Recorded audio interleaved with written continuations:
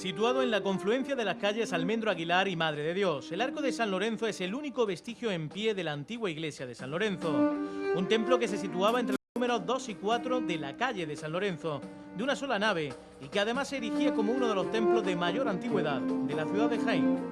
Era una iglesia primitiva del siglo XIII, de las más antiguas, y lo que hicieron fue usar, parece ser, un antiguo bastión defensivo o lienzo de muralla que era más bien el adarve. Eso lo aprovecharon como sacristía y se creó lo que hoy en día conocemos como el Arco de San Lorenzo. Tenía una gran torre campanario, tenía una puerta de acceso en la calle San Lorenzo. Con el abandono y el posterior paso del tiempo acabó derribándose y lo único que perduró en el tiempo fue el Arco de San Lorenzo. Si nos adentramos en el Arco de San Lorenzo, vemos que está dividido en dos plantas. En primer lugar, accedemos a lo que era la antigua capilla de la iglesia, un auténtico tesoro del arte mudéjar jiennense. Todo lo que es el alicatado, según entramos a la capilla de abajo, pues es una gozada. De hecho, hay algunos paños muy similares a los que hay en la Alhambra de Granada.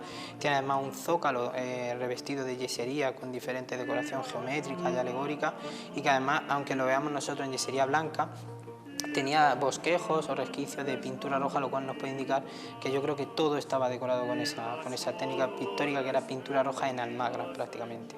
Motivos decorativos que efectivamente evocan en el recuerdo a la Alhambra de Granada. Por ejemplo, esa fina yesería empleada para cerrar el nicho que alberga la imagen de Cristo y que forma parte de la propia bóveda de ladrillo que encierra la capilla. Lo que es el alfiz que lo enmarca, la verdad es que es bastante curioso, ¿no? Porque además todo lo que es la yesería lo que va haciendo es adaptarse al propio giro de la bóveda, va incluso metiéndose hasta la propia clave de lo que es la propia bóveda central.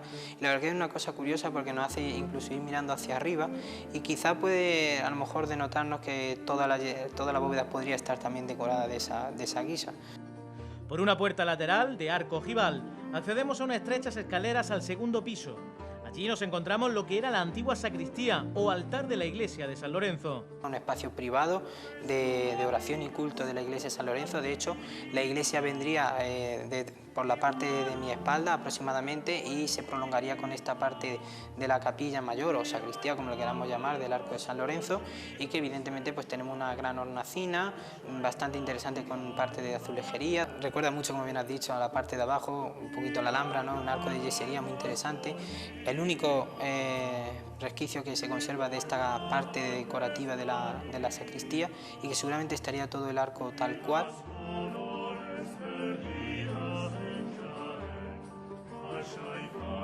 Pero no solamente el Arco de San Lorenzo destaca por su valor artístico, sino también por el enorme legado histórico que atesora. Ya en el siglo XIV se cuenta que fue velado en la propia capilla Fernando IV, rey de Castilla, fallecido en Jaén.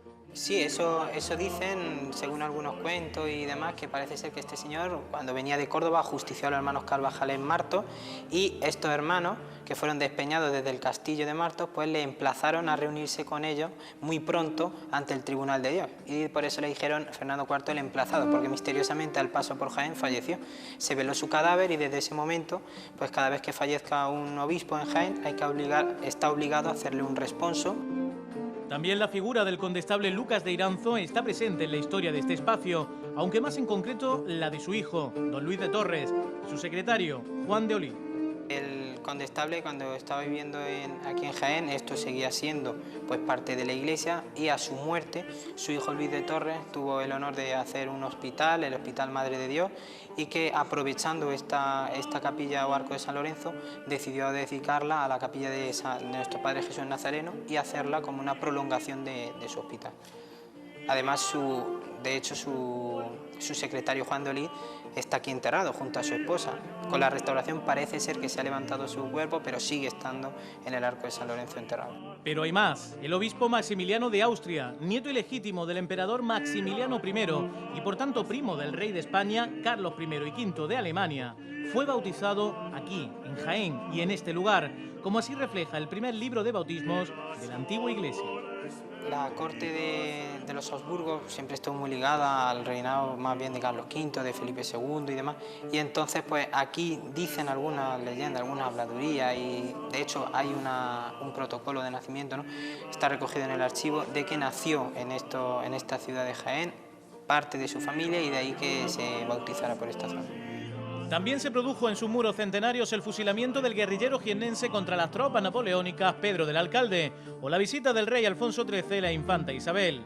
Tras el derrumbe de la iglesia en 1825, solo el arco quedó en pie en completo abandono y afortunadamente, y tras intento de derribo, en 1877 fue declarado Monumento Nacional, lo que permitió su supervivencia. A mediados del siglo XX fue sometido a restauración por el arquitecto Luis Verges y desde 1981 fue cedido a la Asociación Amigos de San Antón. Una muestra más del amplio patrimonio artístico e histórico que atesora la capital del Santo Reino.